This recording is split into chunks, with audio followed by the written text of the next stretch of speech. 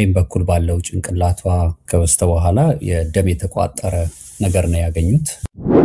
ለአገልግሎት ኮንፈረንስ ልናገለግል ሄደን ከአንድ ሰዓት በላይ ስብከት ከተሰበከ ተመልሳ መነሳት አትችልም። ግን ሰርጀሪው ላይ ልክ ስንደርስ የተነገረን ነገር አስደነገጠን። በዚህ ነገር የመትረፍ እድልሽ 20% ብቻ ነው። 20% ይዘን ነው የምንገባው። በጣም ጥሩ ከሆነ ላኪ ከሆነ 30% ነው ይዘን የምንገባው። እጢውን አውጥተው ሌሎች ቲዩመሮች እጢዎች ካሉ ቼክ አድርገው መልሰው ራስ ቅሉን ሳይመልሱ ይሰፏትና እንደገና ያነቋታል። ይሄ ሁሉ ነገር በጣም ሆረር ፊልም ነው ለመቀበል ስፔሻሊ።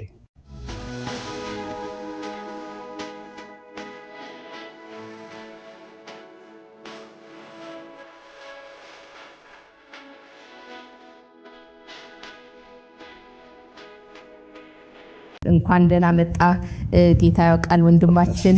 በጣም የተከበራችሁ የተወደዳችሁ ቤተሰቦች ናችሁ። እንግዲህ የምንነጋገረውን እየሰማ ነው ብዬ ተስፋ አደርጋለሁኝ። እስቲ ለእግዚአብሔር ሕዝብ ሰላምታ በመስጠት ወደዚህ ህብረት እንድትቀላቀል እጋብዝሃለሁ። ጌታ ይባርክ። ቴንክ ዩ ፓስተር፣ እግዚአብሔር ይባርካችሁ። ድምጼ እንደሚሰማ ተስፋ አደርጋለሁ። ብዙ ሰዎች በተለያየ የግልም የሌላ ማህበረሰብ ሚዲያዎች ይህን ነገር ቶሎ ምላሽ እንድንሰጥ ብዙ ጠይቀውናል። ብዙ መቆየት ባልችልም ግን በምችልበት ሰዓት ሁሉ እናንተ ሀሳብ ውስጥ ያለውን እኛም ሀሳብ ውስጥ ያለውን እናካፍላችኋል። ቅድም እንዳልኩት ታሪኩ የሚጀምረው ያው ወደ አሜሪካን ሀገር ከመጣን 15 ዓመታችን ነው። ግን 2014 ላይ ጥቂት የሆነ ምልክቶችና ህመም ተሰማት። ወደ ሆስፒታል እንድትሄድ አረግን። በአጭሩ ለመናገር ቀኝ በኩል ባለው ጭንቅላቷ ከበስተኋላ የደም የተቋጠረ ነገር ነው ያገኙት። ክሎት ያደረገ ነገር ነው፣ ካቨርኖማ ይባላል በእነሱ ቋንቋ።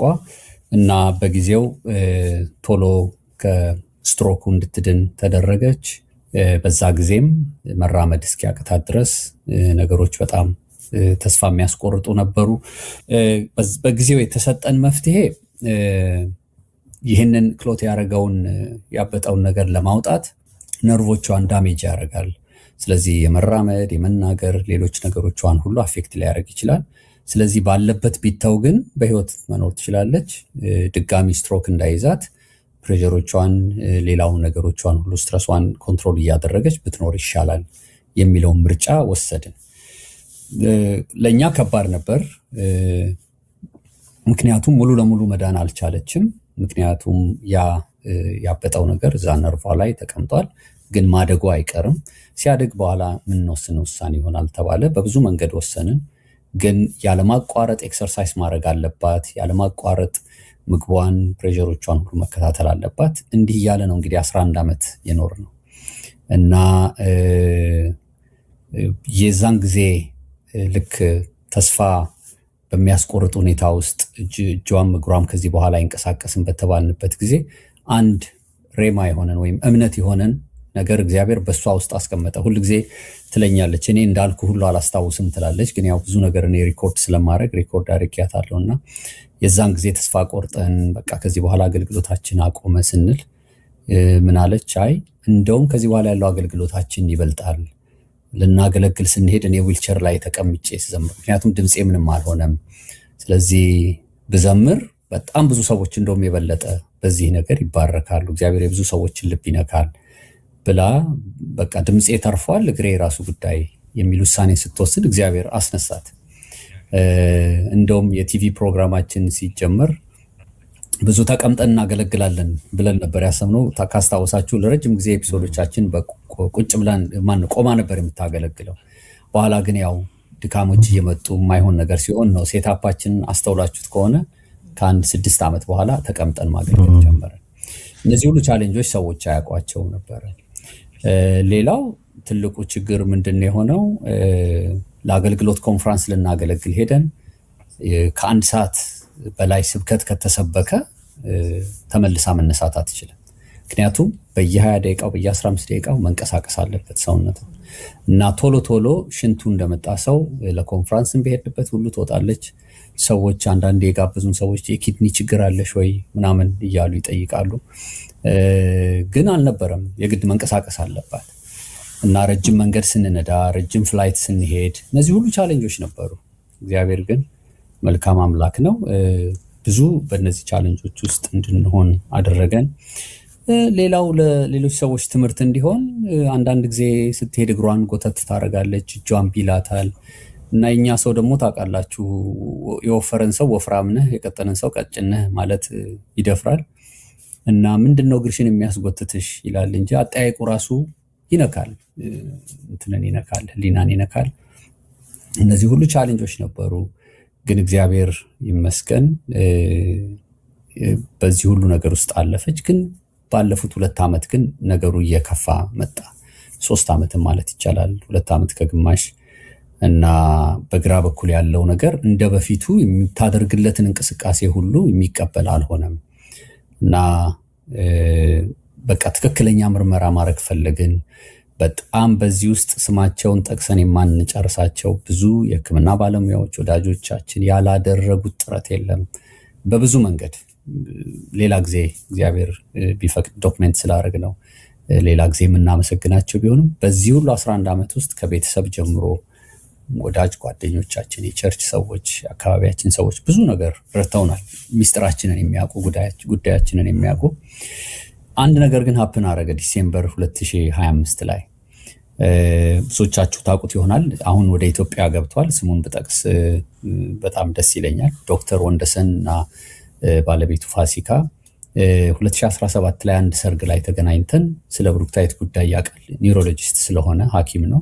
አንድ ስትሮክ ሴንተር ኢትዮጵያ ውስጥ እንደከፈተ አውቃለሁ እና ዲሴምበር ላይ አሜሪካ መምጣቱን ከባለቤቱ አባት አወኩና ደወልኩለት ሰላምታ ለመባባል ነው።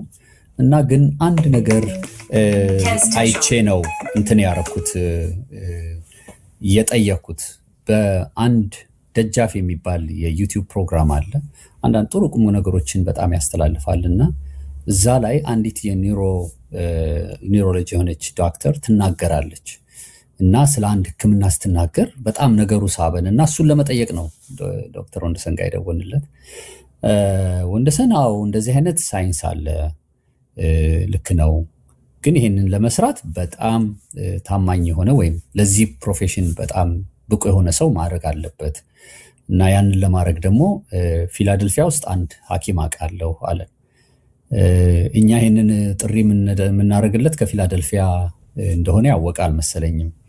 እኛ 15 ዓመት የኖርነው ሺካጎ ውስጥ ነው። እግዚአብሔር ያለፉት 2 ዓመታት ለእኔ የስራ በር ከፍቶ ወደ ፊላደልፊያ ሙቭ አድርገናል እና ወደዚህ ሙቭ እንድናደርግ እዚህ ያሉ ወዳጆቻችን አሉ፣ ክፍት የስራ ቦታ አለ፣ አንተ የተማርከው ሶፍትዌር አለ፣ በዛ ስራ ተወዳደራለኝ። በዛ ስራ እግዚአብሔር በሮቹን ከፍቶ ነው የመጣ ነው። እኛ ለስራ ነው የመጣ ነው፣ ሙቭ ያደረግ ነው። በዚሁ አጋጣሚ ልላችሁን ፈልገው በእያንዳንዱ ጨዋታችን መሀል የእግዚአብሔር ፈቃድ አለበት። አናውቀውም። እኛ ተራውሬን የሚመስለን በቃ ወደዚህ መምጣታችን፣ እኔ ስራ ማግኘቴ በቃ ሺካጎ ያለው ነገር አበቃ፣ ደግሞ አሁን ደግሞ እየሰራን ጌታ እናገልግል ነው። እግዚአብሔር በዚህ ውስጥ የእሷን ነገር ሊጀምር እሷን ሊያክም የሚችለው ሐኪም ፊላደልፊያ እንዳለ ስለሚያውቅ ነበር እግዚአብሔር ወደዚህ ያመጣ እና አንዳንድ ጊዜ ተራ ወሬዎች የሚመስሉን ነገር ለካ የእግዚአብሔር ፈቃድም አለባቸው። ተራ ሙቭ የምናደርጋቸውን እንቅስቃሴዎቻችን ሁሉ ሳይቀር ለካ በቃ ወደ ፈቃድ ውሰደኝ ማለት አለብን የሚል ትምህርትን የተማርነው። ኤኒዌይ ስንነግረው ገረመው። እንዴ ፊላደልፊያ ካላችሁ የፊላደልፊያ መታወቂያ ካላችሁ በቃ ይህን ሰውዬ ጠይቀዋለሁ አለ። ሰውየው በጣም ቢዚ የሆነ ሰው ነው፣ ረጅም ዓመት የሰራ ሰው ነው። በዚህ ነገር በአሜሪካን ከሚታወቁ ሐኪሞች ውስጥ ነው እና ማንኛውም ኒውሮሰርጅን ሊሰራው ስለማይችል ነው የእሷን ኬዝ። ምክንያቱም እሱን ለማውጣት በሚያደርጉት ነገር ነርቮቿን ሊጎዱ ይችላሉ፣ ብዙ ሪስክ አለው እና ሰውየው ጋር ደውልለታለሁ አለ። ለሰውየው ደወለለት።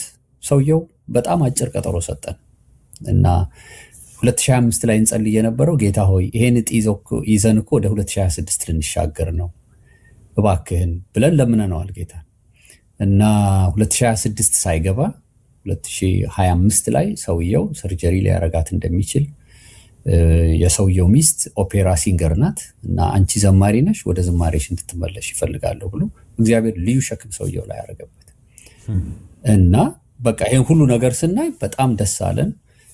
ሁኔታዎች ሁሉ አስደሰተን። እንደውም እሱ ኤምአርአይ እንድትነሳ አረገ። ኤምአርአዩ ላይ ሲታይ እጢው ከበፊቱ የበለጠ በጣም አድጓል። ለዚህ ነው ነርቮቿን ስለተጫነው የሚደረግላት እንክብካቤ ሁሉ ሊሰራ ያልቻለው። የሰርጀሪውን ቀን ለመወሰን ከባድ የሆነው ነገር ምንድነው? የታላቅ ወንድሟ በጣም በጠና ታሞ ነበር። ኦልሞስት ለሞት ደርሶ ነበር። ስለዚህ ይሄ ነገር እያለ ወደዚህ ፕሮሲጀር አንገባም አለን እንጂ ነገሩን ከ2025 በፊት ለማድረግ ወስነን ነበር። ግን ወንድሟ እንደ እግዚአብሔር ፈቃድ እስከ ጃንዋሪ እንደዚህ ቆየ። በመሃል ወደ ጌታ ሄደ። ስለዚህ እሱን ቀብር የሱን ለቅሶ መጨረስ ነበረባት። ከዚያ በኋላ ወደዚህ ሰርጀሪ ስንገባ እኛም ፊት ሞት ነው ያለው፣ እኛም ፊት አደጋ ነው ያለው፣ እኛም ፊት ብዙ ፍርሃት አለ እና ለምንድን ነው ብዙ ሰው እንደዚህ ሚስጥር ያደረጋችሁት የሚለው የወንድሟን ሐዘን ቤተሰቡ ሳይጨርስ እኛ ደግሞ ይህንን ነገር ብናረግ በይበልጥ ለወላጅ እናቷ በጣም ተጠንቅቀን ነገሩን ሁሉ የተወሰኑ ሰዎች ብቻ በጸሎት እንዲያግዙን አደረግን። እዚህ ያለንበት የፊላደልፊያ ቤተክርስቲያን ቀድሞ የነበረባት የሻምበርግ መካነ ኢየሱስ ቤተክርስቲያን ለነሱ የጸሎት አዋጅ አወጅን። ለአንድ ወር የጾምና ጸሎት አወጅን እና ይህንን ውሳኔ ልንወስን ነው፣ ጸልዩልን ባካችኋልን። ግን ሰርጀሪው ላይ ልክ ስንደርስ የተነገረን ነገር አስደነገጠን። ምክንያቱም ተራ ሰርጀሪ አይደለም፣ ዝም ብሎ ጭንቅላት ከፍቶ ማውጣት አይደለም። ሙሉ ለሙሉ የራስ ቅሏ ይወጣል።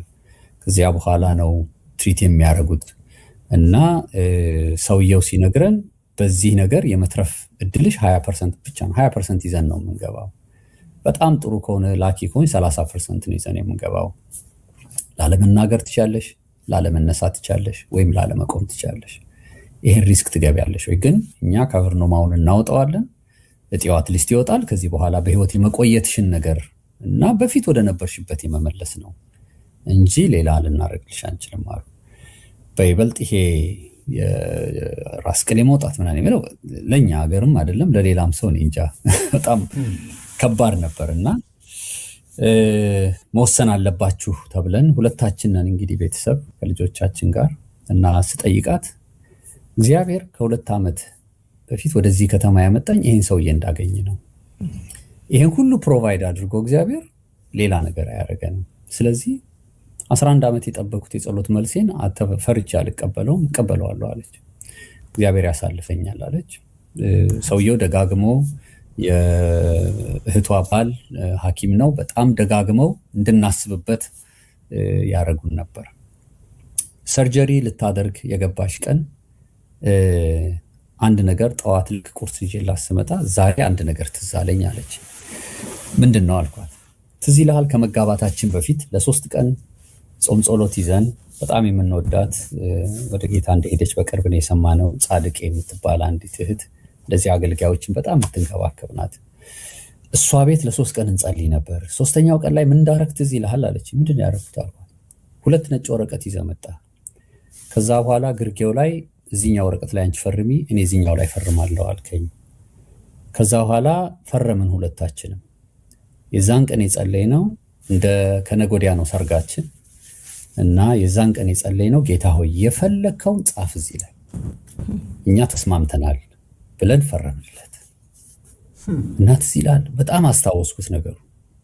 ስለዚህ አሁን እግዚአብሔር የሚጽፍ ይመስልሃል? እግዚአብሔር እዚህ ላይ አሁን የኛን ነገር ይሄን ሁሉ ፕሮሲጀር እያለፈን እስካሁን የመጣንበትን አስበው እና ያ በጣም እምነት ሆነኝ እና ለምን እግዚአብሔር በዚህ ቀን እንድናስታውሰው እንዳደረገ በጣም ዋው። ስለዚህ በቃ እግዚአብሔር የጻፈውን ነው የምንቀበለው ማለት ነው፣ ሐኪም የጻፈውን አይደለም። እሺ በዛ እምነት ገባን እና ቀኑን በሙሉ ሰርጀሪ ስትገባ በላይፍ ሳሚዬም አለ እዚህ በቃ በየ2 ሰዓቱ እነሱ አፕዴት ያደርጉናል። መጀመሪያ ራሱ የሰርጀሪው ቡድን መጥቶ ሲተዋወቀን የምንገባበትን ሰዓት እንጂ የምንወጣበትን ሰዓት አናውቀውም። ብዙ ሰዓት ሊፈጅ ይችላል፣ ምን እንደሚሆን አናውቅም። ምክንያቱም የሚያደርጉት የራስ ቅሏን ካወጡ በኋላ ያንን እጢውን አውጥተው ሌሎች ቲዩመሮች እጢዎች ካሉ ቼክ አድርገው መልሰው ራስ ቅሉን ሳይመልሱ ይሰፏትና እንደገና ያነቋታል እና ቼክ ያደርጋሉ ነርቮች መስራት አለመስራታቸው። ከዛ በኋላ እንደገና ነው እጢ ምናምን ከተገኘ ለ6 ቀናት ወይ ለ7 ቀን ያለ ራስ ቅሏ በአይሲ ውስጥ ሆናለች። ግን ምንም ነገር ከሌለ መልሰን እንገጥመዋለን እና በቃ ይሄ ሁሉ ነገር በጣም ሆረር ፊልም ነው ለመቀበል ስፔሻሊ እና በሷ እምነት ጫማ ውስጥ እንድንገባ እሷ ባመነችው እምነት እኛም እንድናምን እናንተም የምታውቁት ፓስተር ዘካሪያስ አበረታታን። በቃ ወገኖች ልነግራቸው አልችልም። በቃ ጸሎት እንደሚያሻግር አካል ለብሶ ስጋ ቁርበት አጥንት ለብሶ ያየነው ይህንን ነው። የጸሎትን ኃይል እግዚአብሔር ያንን የ15 ሰዓት የሚሆን 10 ሰዓትን የፈጀባት ቀዶ ጥገናው ተኝታ እስክትነቃ ባለው ጠቅላላ ወደ አይሲዩ ክፍል ሲመልሷት 15 ሰዓት ሆነ። በጣም ከባድ ነበር። ግን እግዚአብሔር በጣም በሚገርም ሁኔታ የራስ ቅሏም ለ6 ቀን እንዳይቀመጥ ምንም ነገር ሳያገኙ ያንን ነገር ብቻ አውጥተው መለሷት። ግን ከዛ በኋላ ደግሞ ያ ማለቁ ደስ ብሎን ሳለ ደግሞ ወደ ሌላ ጭንቀት ሄድን። ትናገራለች ወይ? መቀመጥ ትችላለች ወይ? መቆም ትችላለች ወይ? ይሄ ደግሞ ሌላ በጣም የሚያስፈራ ነገር ነበርና በገባች ቀን በነጋታው መንቃት ጀመረች። እየነቃች ሄደች። ለ15 ሰዓት ስለቆየች ለመንቃትም ያን ያህል ብዙ ይፈጅባታል ብለውን ነበር። ግን ማክሰኞ ቀን ተደረገላት። ሮብ ቀኑ ሙሉ አልተናገረችም። ማታ ላይ ሲሆን አይ ከዚህ በኋላ ካልተናገረች አሁን ነቅታለች፣ ግን ለመናገር እየፈለገች ይላታል። ስለዚህ ሁለት ነገር ነው የሚሆነው። አንድ ነርቫ ተነክቶ ይሆናል፣ የንግግር ነርቫ። ሁለት ደግሞ አናቅም ምን አይነት ነገር በአእምሮዋ ውስጥ በጭንቅላቷ ውስጥ ሰርጀሪ በሚደረግበት ፕሮሲጀር ላይ ምን እንደሆነ አናቅም። ምን ማለት ነው? ይሄ እንደ ፀጉር ቀጭን የሆኑ ብረቶች ሊኖሩ ይችላሉ። እንዲህ አይነት ነገር ያጋጥማል ከስንት አንድ እና ኤምአርአይ ማንሳት አለብን ብለው ኤምአርአይ ላይ ያነሷት ገቡ። ኤምአርአይ ልትነሳ ስትገባ ጩኸቱ የኤምአርአይ ጩኸት ታውቁታላችሁ፣ የተደረጋችሁ አልቻለችም። ስለዚህ በ20 ደቂቃ ውስጥ መለሷት እና ነገ እንሞክራለን አሉ። እኛ መጸለይ ጀመርን። ጉባኤው ይጸልያል፣ ሰዎች ይጸልያሉ፣ ጸሎት አናቋረጥም። በነገራችን ላይ ዛሬም እስከ ዛሬ ድረስ ከሆስፒታል ሳትወጣ አናቆምም ብለው የሚጸልዩ ወገኖች አሉ። እግዚአብሔር ጥሩ ወገኖችን አስነሳልን። ኤኒዌይ ሐሙስ ዕለት ጠዋት የት ነው ያለሽው ሆስፒታሉ ሲላት ጄፈርሰን ብላ ተናገረች። እና አሁን ከዳነች በኋላ እላታለሁ እንዴ ልጅ በወልድ ኖሮ ስሙን ጄፈርሰን ነበር የምለው እያልኳት ትስቃለች። እና ያ ቃል ካፏ ሲወጣ በቃ ልነግራችሁ አልችልም። በጣም እግዚአብሔርን አመሰገንን፣ ተደሰትን። እና ከዛ በኋላ በቃ ማቆም አለብን አሉ። ለ3 ለ4 ደግፈዋት መቆም ቻለች። ያው ተደግፋ ማለት ነው። ምክንያቱም ነርቫ ላይ ስለተቀመጠ ለረጅም ዘመን በግራ በኩል ያለውን የሚያዘው ነርቫ እንደ አዲስ ነው አሁን የሚያጠናው፣ መራመድ የሚያጠናው፣ መንቀሳቀስ የሚያጠናው እንዲህ ነው የሚሆነውና ያው እነሱ መናገር መቻሏ መቆም መቻሏ ተደግፋም ቢሆን እና የሚሰማት ስሜቶች እስከ ጥፍሯ ድረስ ሲነት ስትነካ ሴንስ ማድረጓ በቃ ይሄ ሁሉ ለነሱ ሚራክል የሆነላቸው እና ከዚህ በኋላ በሪሃብ ነው በቴራፒ ነው እንደገና ልክ አዲስ ህፃን ልጅን እንደማስተማር ሆና የምትነሳው። እና ይሄ ነው እንግዲህ እግዚአብሔር ያደረገው ተአምራት እና ከሞት የመነሳት ያህል ነው። በጣም እግዚአብሔር እምነትን በውስጧ ጨምሯል።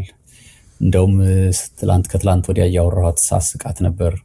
መዝሙሮቻችንን ገብቼ የተደረሱትን መዝሙሮች በሙሉ ሳይ የእምነት መዝሙሮች በዛ የሚሉት የሷ ናቸው። የኔ ሌላ ርዕስ ላይ ነው የሚያተኩሩት። እና ለካ ይሄ ሁሉ መዝሙር እላታለሁ። እና በጣም እግዚአብሔር ረድቷታል።